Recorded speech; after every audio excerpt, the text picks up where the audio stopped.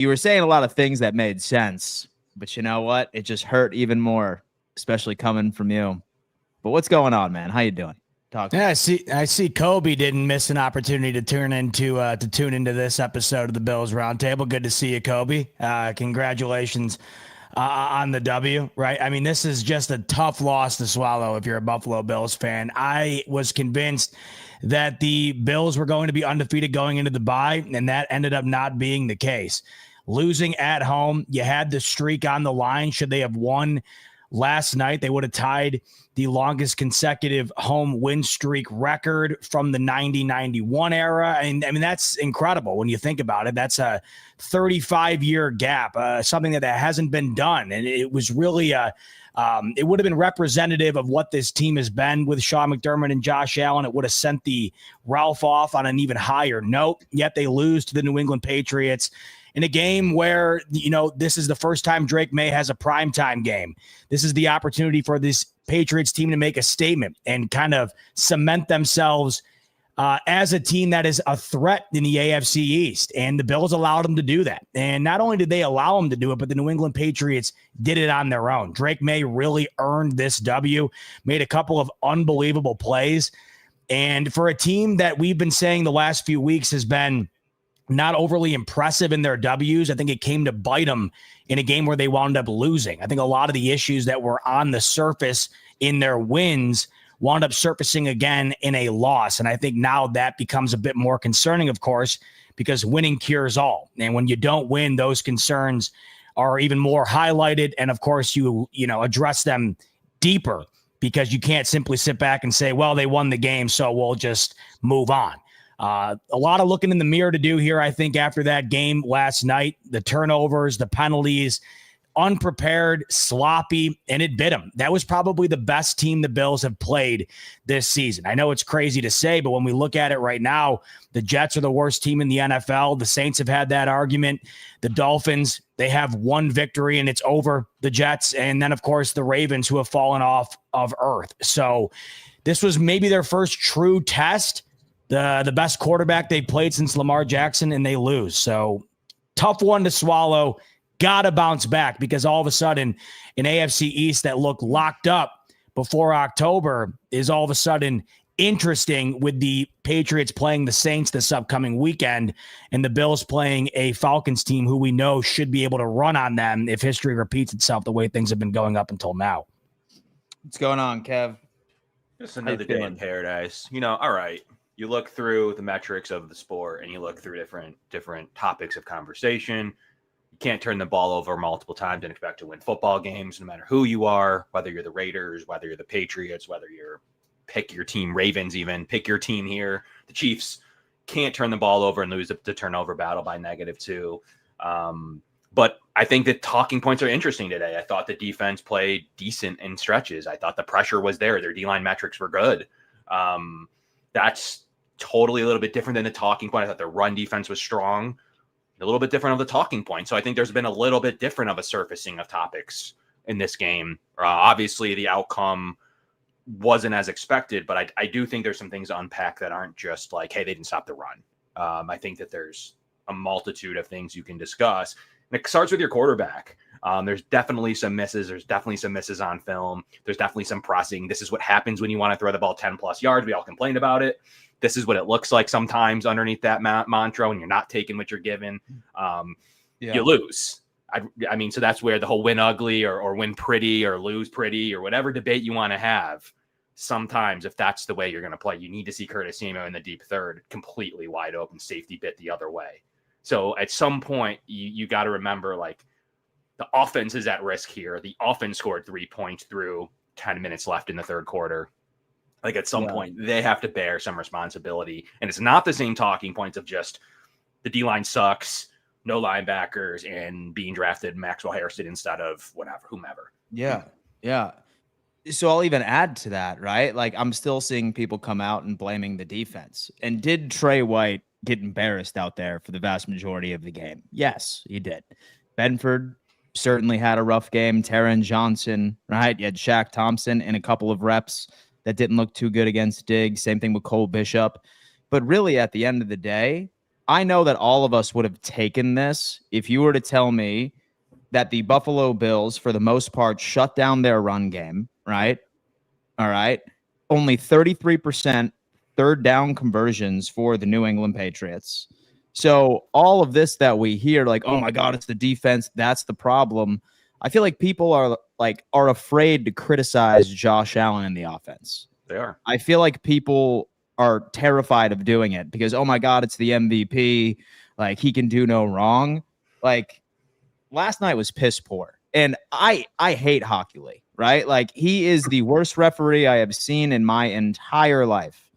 But out of all of those penalties called on the Buffalo Bills, that was us playing undisciplined football out there. Sure, sometimes we're going to luck out and find referees that are going to swallow the whistle, if you will, all right, on certain scenarios. It's not him. It's on this team for us going out there and shooting ourselves in the foot. That Dawson Knox, like, handoff where he didn't even seem like he knew it was coming, like, that was piss poor.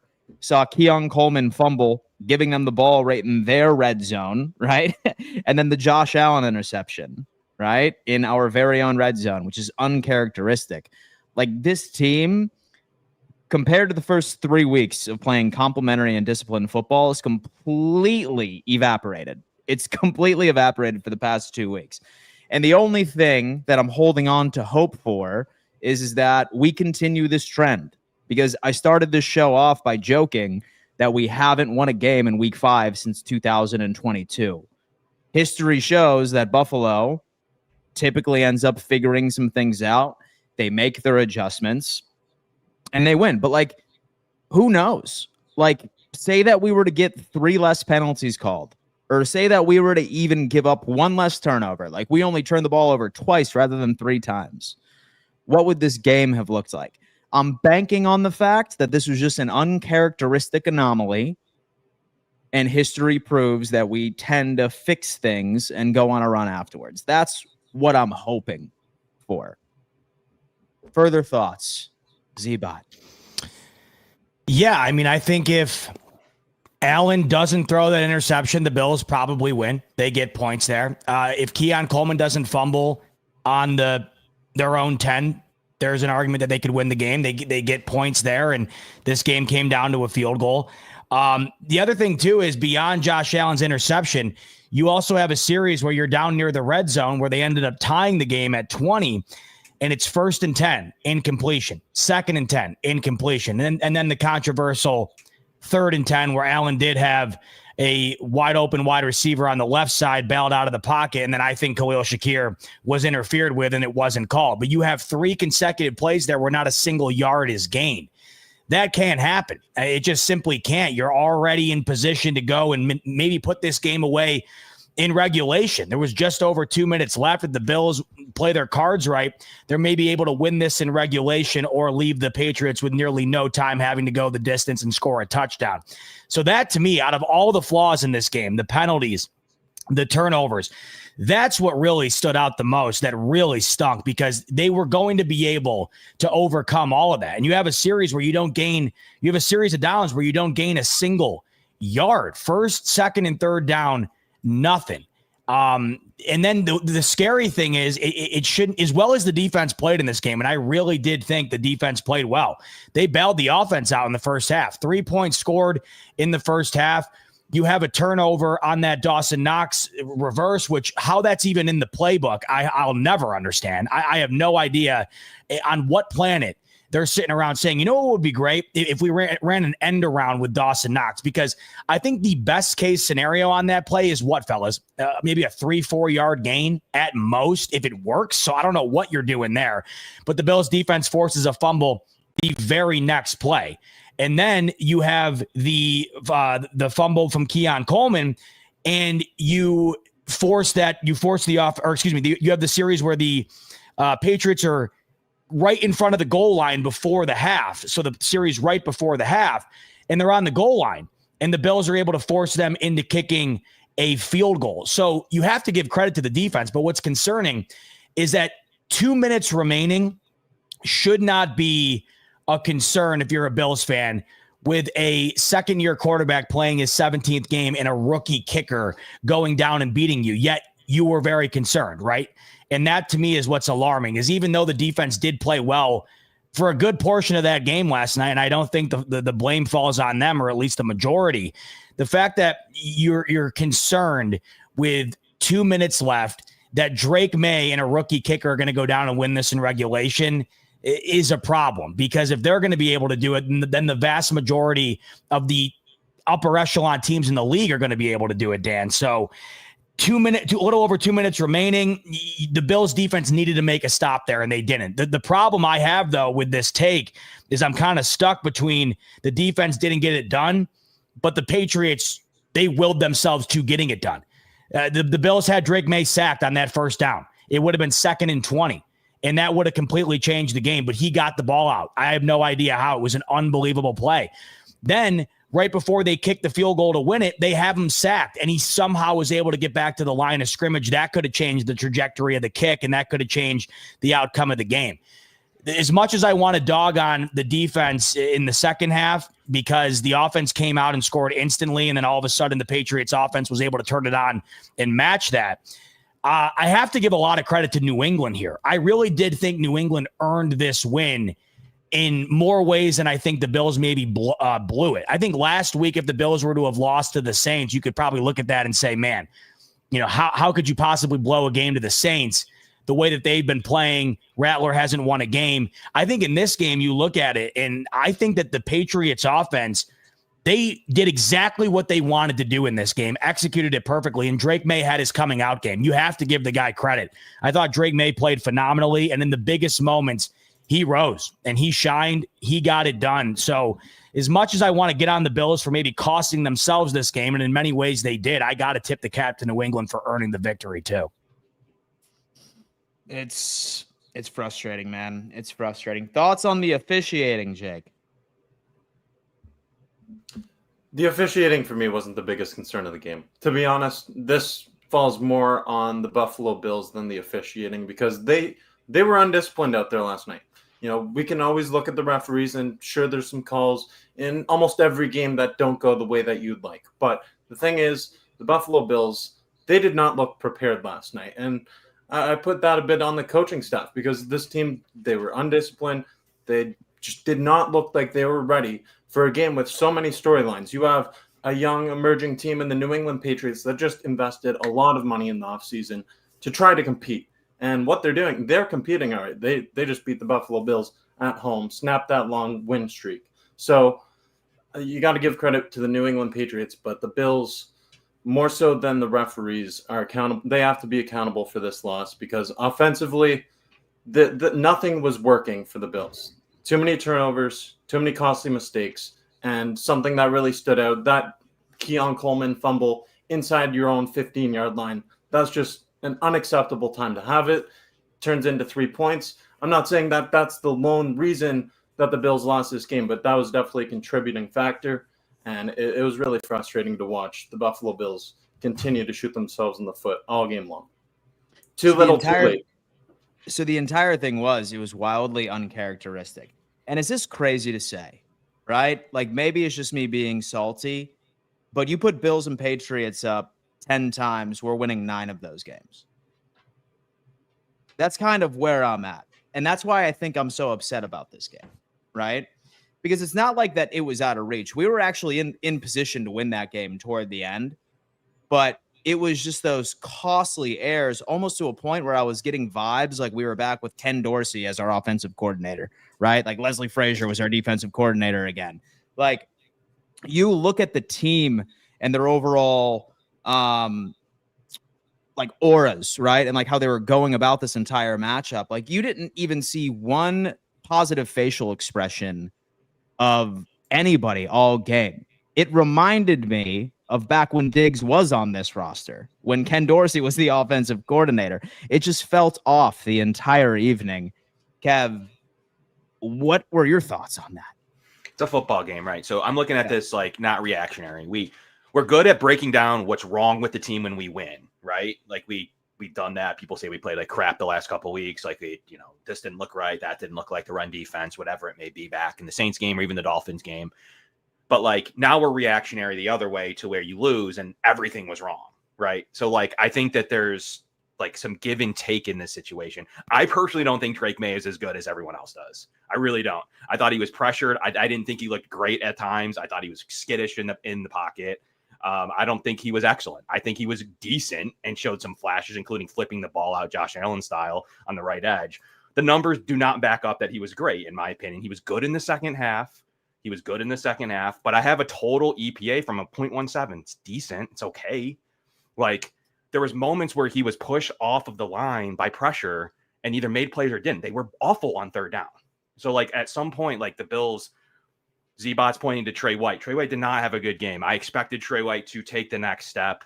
I saw some flashes and some signs early on this season, especially in especially in the Jets game. I know it's the Jets, but it's at least live reps. I thought he would take the next step as he kind of looks better throughout the year as he did last year when he switched teams to the Ravens. It just hasn't been there. Some of it was a honey hole shot. That was one of May's best throws of the day. Was in that honey hole. It wasn't necessarily just Trey White's fault. The safety was not there, and the Bills' safety play has been sketchy. I really like Bishop. I think he's progressed. I think he's taken the next step and has been one of the Bills' best defenders in certain situations. But Rapp has not been great, and I thought that he was at least the staple. You've had Andy Reid bring up Taylor Rapp being a key cog of the Bills' defense. He hasn't been that good. And what happened when Matt Milano went out of the game? I know we rag on him. It's a completely different game. He went out of the game in the second half after the Bills had only allowed 6 points. Sure that they were going to get theirs anyways in the second half. Matt Milano made a difference. He makes a difference against the pass specifically. We didn't see anything from the Patriots tight ends in the first half for a reason. So, and the Bills were number 1 in certain categories against the tight end and number 2 DVOA against the tight end going in. I thought they played the run specifically pretty well. And I thought they shot themselves in the foot way too often. Too many ticky-tack calls. It was no flow in the game. Like, I don't care who you are, who you're rooting for. It's not a good game to watch either way in terms of the penalties of 20 penalties. I don't know if you want to watch that, but I need to see more Drake May. I thought he was good, but I don't think you can put him in the upper echelon of play right now. And like getting pressured off the line, he's got to do a little bit better in my opinion. But he won. Ultimately, I don't think the Bills' offense played super well, and that's where I'm gonna land. Mm-hmm. I don't think Drake May deserves to be talked about as one of the best quarterbacks in the league because of last night, but I think he made a handful of throws that legitimately won them the football game. That's what I took away from it. I didn't watch that and think, whoa, Drake May just cemented himself into the top 5 conversation or around there or whatever. And I've seen some of that. And I know that's crazy hyperbole, but I know that there's some people talking about top 10 or whatever. And I still think that there's a ton of room for, discussion on that. No question about it. But last night, I just looked to the one drive in particular. There's 2 drives that really wound up mattering the most where he made the difference. And the Patriots are up 13-10. It's a 3rd and 7. And Kevin mentioned, this is what was unfortunate. For a lot of the issues the Bills defense has had up until this point, they corrected the 2 primary issues. And it was third down defense and rush defense. Those were 2 highlights in this game. But there was one third down that really costed them. And it's 13-10 at this point, late third quarter. And it's 3rd and 7. And to Kevin's point, Drake May did a lot of rolling out of the pocket in this game, but for some reason it wound up working more often than not. So he's under pressure. He's going back towards his own end zone. This is the play that really flipped the game in ways that I don't think are being talked about because of how early it happened. It was late in the third quarter. He's running toward the sideline. And Stephon Diggs is actually really well covered, but he puts it right on the money on the sideline, and Diggs catches it right on the sideline, barely getting the 2 feet in. That was 3rd and 7. It extended the drive. That drive would later lead to the Stephon Diggs catch over the middle where it's just a completely blown tackle, and he gets it all the way down to the 10-yard line. Patriots score a touchdown. Then it's 20-10. And then on the final drive there, that ability to get the ball out to Stephon Diggs for that first down, that really might have been the game. If his knee is down a half a second earlier, I just can't fathom the New England Patriots winning this game. So to Kevin's point, do I watch that game last night and be like, oh, we got to sit and start talking about Drake May and where he is on our list here? No. But what I did take away was in the moments that seemed to matter the biggest, most pivotal moments in the game, that dude stepped up and made some incredible plays. And Stephon Diggs on the other end of it, unbelievable. The inability to stop that guy all night was truly mind-blowing. And the thing that's scary about it is you go into that game, I would imagine saying, if there's one guy we got to hold in check tonight, it's Stephon Diggs. Not only because he's their best receiver, but because of all the factors involved. You know they're going to want to have him have a good game. You know they're going to want to have him go out and show out in that setting. And they could not stop him. In the second half in particular, he was unstoppable. And in many ways, he was the reason they won. Not only that catch that I just referred to, and the other one where he breaks the tackle and gets down into the 10-yard line, but of course, the Drake May throw down towards the pylon there, which was unbelievable. And Stephon Diggs put Tre'Davious White on skates, and the safety couldn't get over. Just a couple of plays made that I think deserve to be highlighted for May, because they were plays that I don't think every quarterback in the league can make right now. Mm-hmm. So funny thing is that I just realized that I am also streaming on my personal channel. That is completely inadvertent. I had no idea. But folks, since you are streaming, watching this on Bills Roundtable and my channel, I just ended up pinning the Bills Roundtable YouTube channel pinned at the top of this chat. I need each and every single one of you to go subscribe to that channel, because that's typically where this show is, Mondays and Thursdays. Normally, it's Victory Monday here on the Bills Roundtable channel. Unfortunately, that is not the case. So I ask each and every single one of you, if this is the first time you've seen this show, I've been plugging it like a crazy man for the past couple of weeks. I hope it's not. But if it is, do me a favor and go subscribe to that YouTube channel. Link is pinned at the top of the chat. Speaking of Diggs, Kevin said something interesting earlier today where he said, you know what, like all these Bills fans, all you guys wanted was for Allen to stretch the ball downfield, right? Now he tried to do that, and you see what happens, right? Mistakes happen. I think last night was finally the straw that broke the camel's back for me, because I have been in denial for the past 2 years that Buffalo didn't need a quality wide receiver on this roster, somebody that can create consistent separation downfield. And it all just kind of clicked with me, like being like, you know what? I kind of wondered why Buffalo's average depth of target has significantly decreased since Diggs ended up leaving this organization, why we've been so effective. It works. And I don't see a strategy like this, regularly hurting the Buffalo Bills. I still think that we're a 13-14 win team this year. I really do, Bills Mafia. I hate to hurt your feelings, because I know a lot of you just want to go ahead and start doing mock drafts already and call it a season. But I still think this is a 13-14 win team. I do. I genuinely believe that. But I'm bought in now. I do think that there is something missing from this wide receiving core right now. Like Palmer, again, was just another story. I'm not sure if this organization is just so bought in on look at what Cole Beasley was when he came to the Buffalo Bills. We elevated him. John Brown, we elevated that guy, right? Diggs had the best season of his career when he came to Buffalo. All these experiments, as much as I tried to get excited about them, they're not working right now. With Palmer, with Curtis Samuel, although he did find his way right into the end zone last night. Great. I think that was kind of his audition for the trade deadline, if you will. But I think it's pretty clear. We are missing something significant in this wide receiving room. I'm finally hopping on that bandwagon. Jake, thoughts on that?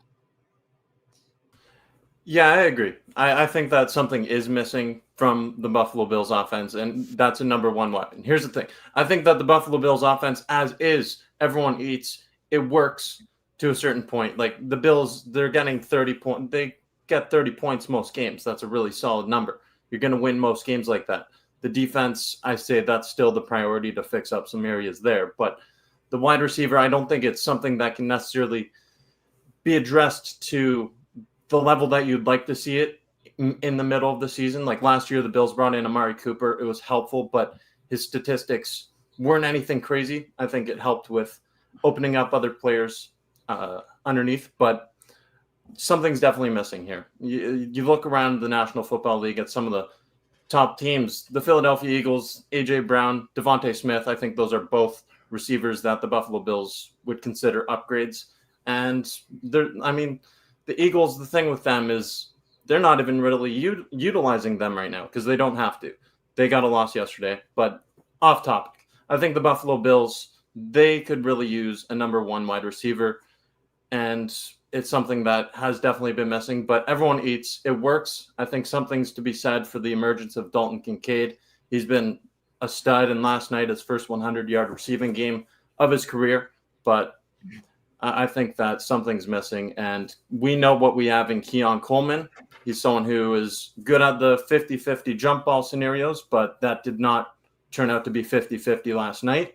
We know what we have with Khalil Shakir. He's going to catch almost everything. He's like a vacuum. Dalton Kincaid's emerging. But if you get that number one solidified wide receiver, someone who can line up on the outside and win his battles, that would be really beneficial for this offense. So I feel like I'm living Groundhog's Day right now because, I don't think that Buffalo intends on addressing the defense at all, like during the trade deadline. I don't. I'm seeing way too many similarities from last year, especially after that Houston Texans loss, where, again, that was a big narrative where, like, none of our weapons were getting open. And then look at what happened. We ended up bringing in Amari Cooper, who is a bargain bin deal, by the way. Like, we got him in for like $700,000 or something. So it's going to be tight for us to expect to see something like that happen again. But I'm not sure about you boys, but like now I'm looking at it. If Buffalo does make any moves at all, I mean, you got to think he's going wide receiver. Like, you got to think he's going wide receiver at the deadline. Think about this, though. Like, the reason that we did this last year, and one thing to remember, like, Josh Allen wants a certain receiver. Like, he does. Yeah. That's like what he prefers. You can listen to him or you can't. I don't know the organizational philosophy on that, on how you feel. But one of the things that Bills wanted to hone in on in 2025 was deep passing and how bad it was last year. So the Bills were like, you know what? We have to readjust something. Second in attempts in 2024 with going 20-plus air yards. They were 21st in EPA on those dropbacks. They were 28th in separation. They were 29th in quarterback rating. And Josh Allen himself was negative 1.4 in completion percentage over expectation. He wasn't good in throwing the ball deep. So the Bills offense came in and said, all right, like, second in attempts, but we're like 28th in most major metrics here. It's not necessarily his best strength of a player. He's off script. He's making, Josh out of the pocket to his right. He can run. Like, there's a lot of things that Josh Allen does. Throwing deep isn't number one on his list. So we're targeting something that he's already not specifically good in. Now, our counter argument is, Kevin, they don't have the receiver. So if he had the receiver, those numbers would look better. Do we know that? Like, so ultimately we dumped a third round pick into Amari Cooper. Like, we need to be careful with that again this year in terms of, like, there needs to be a really specific receiver that can come in and hopefully have some term. Like, I don't want a guy that's old with 7 games left on his contract. They need to have some type of term. So Shaheed's interesting to me because he's going to get some form of payment at some point. So I think they need to look and find somebody, even like a Rasul Douglas, that had a year and a half that could assimilate into the offense or defense. But ultimately, throwing deep hasn't been their calling card and hasn't been overly successful. And they've sunk some assets into doing it. So there needs to be some discussion down on if that's the way they go. And don't forget, they get 9 defensive players back. One of them may not, obviously Dwayne Carter's out for the year. 9 defensive guys that I thought would get jerseys on game day aren't playing right now. That's Milano being out for the second half too. But 9 guys. So it's like at some point, like the second half to look the way it did defensively, you got to overcome some of this. You're playing dudes, practice squad dudes. I did not think Logue was very good. I did not think Mathis was very good. Like, guys that shouldn't be getting jerseys. And Shaq Thompson in a pivotal moment on the play that everybody's talking about with Drake May, that the defensive line did its job super well. And Shaq Thompson thinks it's a sack. He's sitting there looking around, and I like Shaq Thompson. I thought he put in good minutes. He's looking around thinking the play's over. Stiggs didn't do anything. He's just standing there on the sideline. Like, he scrambled a little bit, went into a position to get help for May.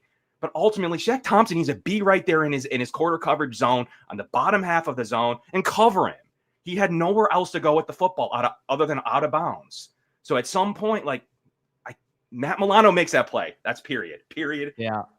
I don't care how good you think he is or isn't at this stage of his career. He makes that specific play, at least knocks the ball down. That's it. Like, and borderline, if there's a linebacker in the right quarter's coverage, that's an interception. So that's why ultimately, I don't know. That's a Josh Allen risky play when he batted the ball out of bounds against Houston in the defensive or in the wild card round. Like, that ball can be intercepted, especially against the coverage the Bills had. But Shaq Thompson is nowhere to be seen.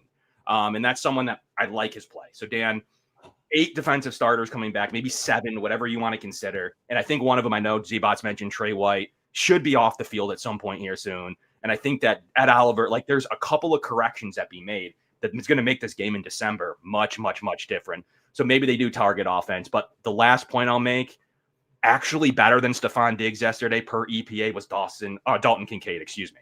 Was the number 1 player in the game yesterday with 1.07 EPA. Ridiculous. He played better than Stephon Diggs. But ultimately, it was kind of a battle between the two in this game. So that's kind of how I'll land there.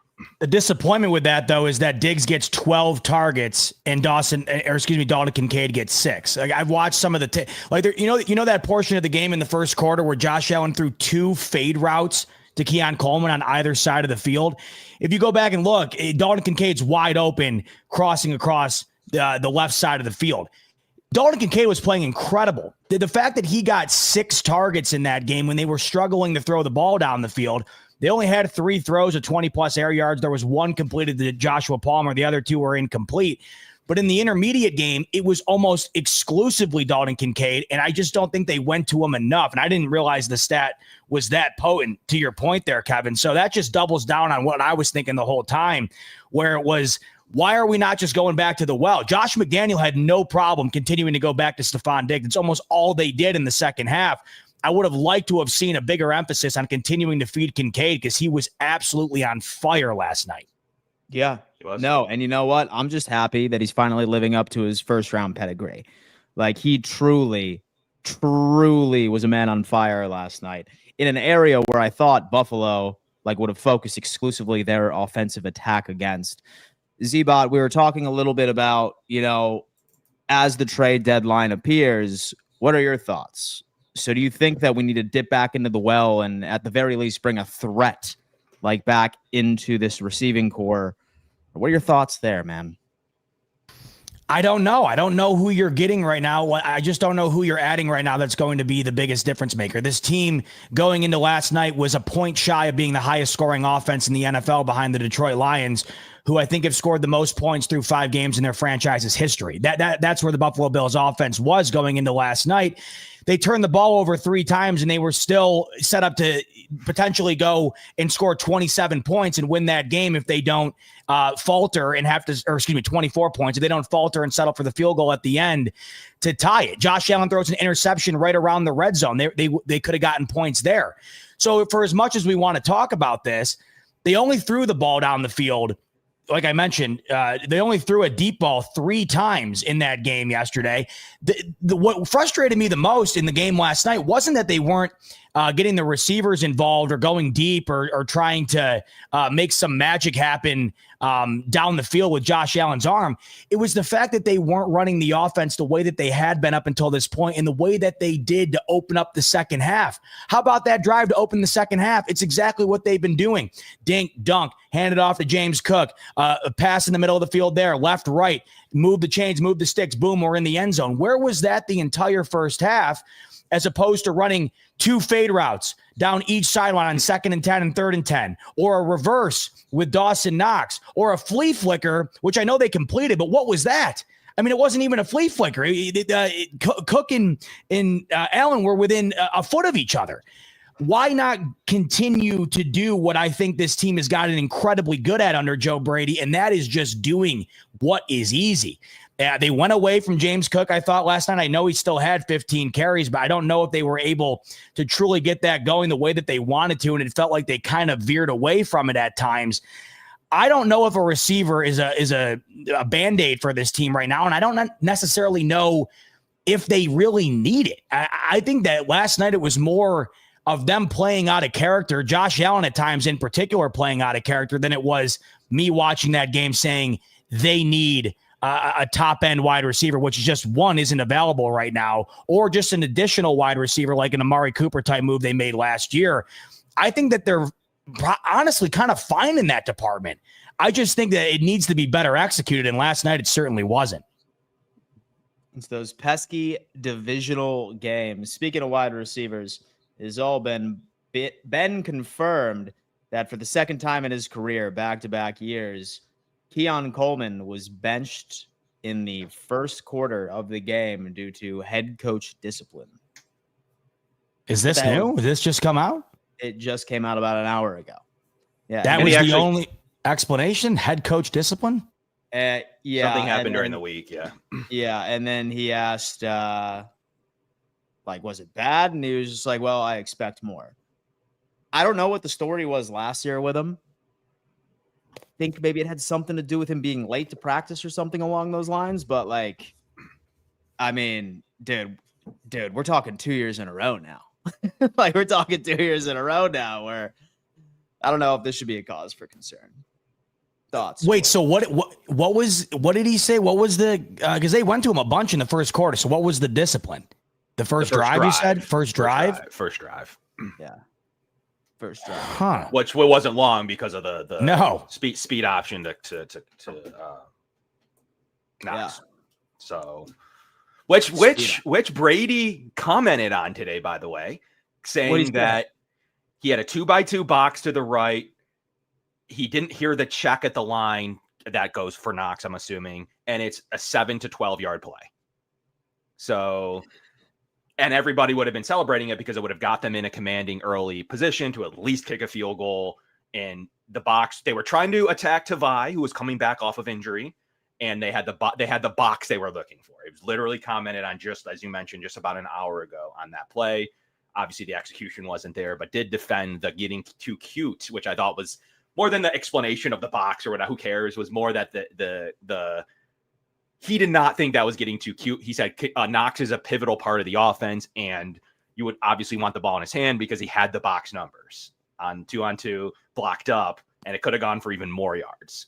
So he thinks Dawson Knox is getting 12 yards on an end around. Yeah, I guess so. He put it in his playbook, and he also comments that it was a Josh alert. He made sure to say he calls two plays, Josh Manja did, or Kill, whatever, the audible was at the time, and switched to the Knox play. So did say that it was some form of Josh noticed the box was in his favor, and it wasn't a play call by, it was always there in that situation. He also referenced your flea flicker, that he said that on a quick change of possession, and it was after their fumble, that they were going to call the flea flicker on any quick change of possession because they wanted to attack the linebacking core.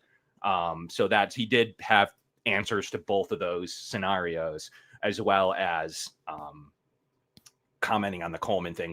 He had to have been late or missed something, or was out too late curfew. It's something like that. That's usually what gets you a drive suspension from your head coach would make a lot of sense. Then fumbled, by the way. So I don't know if that's really weird. I don't know if that had anything to do with anything, but just always remember that he then did fumble when he came back in the game pretty quickly.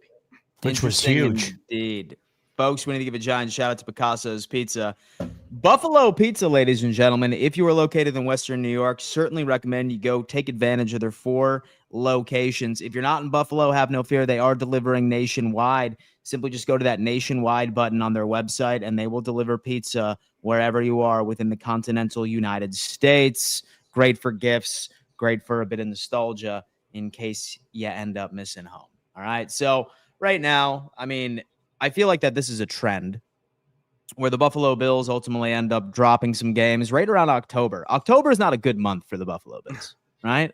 October is not good. September, we start off strong, and then once that damn month of fall rolls around, this team ends up, losing a couple, and the fan base goes absolutely insane. We hear other fan bases going crazy, celebrating the fact that Buffalo is just going to completely spiral down the drain and all is lost for this organization. I think we owe it to the people that we at least need to give them something to feel positive about. I'll go ahead and I'll start off with this. Guys, I really think that last night was an anomaly as far as how the Buffalo Bills went out there and played as undisciplined as they did. 3 turnovers, losing the turnover battle for the first time in God knows how long. I'm pretty sure Jake was still in elementary school the last time that the Buffalo Bills ended up losing the turnover battle. But I think that's what I'm going to chalk it up to. even though we had the worst game that we've had in quite some time, I think that we need to put things into perspective that we still only lost by 3 points. And I know that's probably not the best thing that you want to hear right now. You're like, oh, no, Dan, we need to beat every team 72-3. All right. Or otherwise, it's a complete wash and we need to fire everybody. And it is what it is. I genuinely believe this. Like, we line up this Patriots team 10 times, we win 9. I believe that to my core. All right. Let's go on ahead. Let's lick our wounds.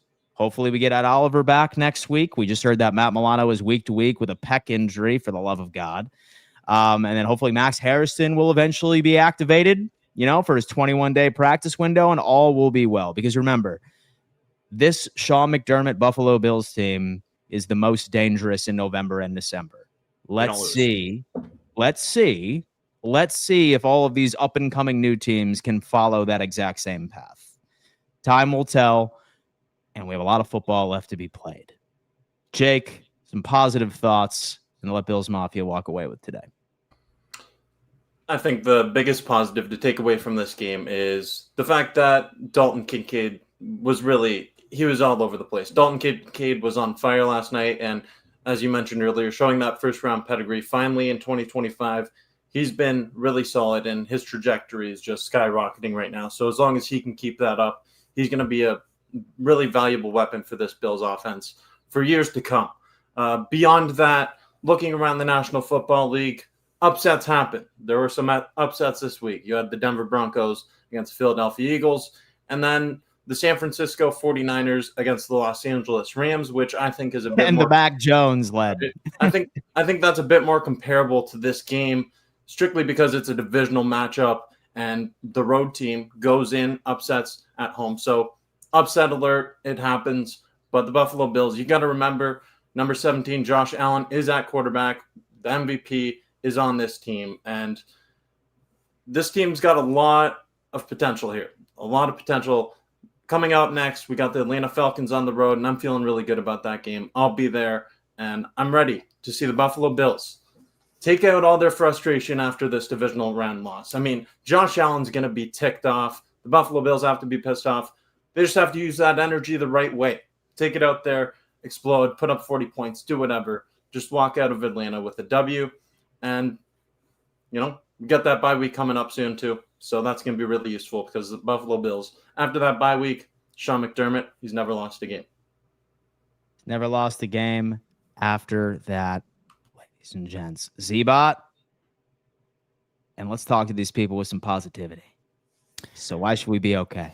Well, I mean, positivity. I really do think the defense played well last night. I really do. I mean, you have Coleman fumble. They start at the 10. That results in a field goal. You have them down on the inch line, which, by the way, how about there being a second remaining, not to turn the positive into a negative, but if there wasn't a second remaining, the Bills lose by 3 in this game. They kick a field goal right before that. So once that happened, you always know with the Bills, or at least it feels this way, it always feels like, oh, of course there's a second. When's that going to come back around? And then you look back at it, they lose by 3.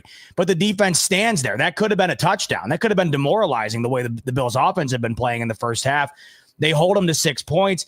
And I really do think the Bills defense made some great plays that the Patriots just outmatched them on in a couple of pivotal spots where I don't know much more they could have done. Defensively, and New England just made a great play. I really do think in a game where you were looking for the Bills defense to step up in a variety of different ways, I think they did. I think they held the run in check. I think they stepped up on third down. They had multiple sacks on third down. They sacked Drake May 4 times.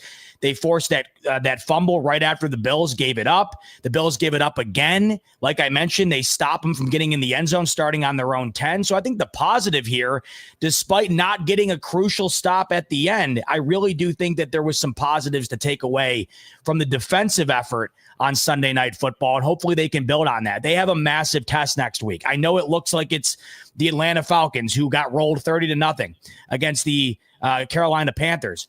But I think at this point in their careers, Drake London's probably a better receiver than Stephon Diggs. And you're going up against that in conjunction with maybe the best running back in the NFL in Bijan Robinson. That's an offense that you would think would be able to do some stuff successfully against this Bills defense the way it's gone up until this point. So that to me is a huge test. And it was a really good bounce back game, or at least I thought it was a good game collectively from the defense beyond what they've done up until that point.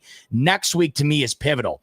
If they can hold Bijan Robinson in check, I know Michael Penix isn't a world beater, but if they can hold Drake London in check, teams have throughout the year up until this point. I know he had a really big game last week, but I think that if you're able to hold that offense in check and combine that with what they did last night, there's some positives to be taken away from a defense that kind of struggled through the month of September.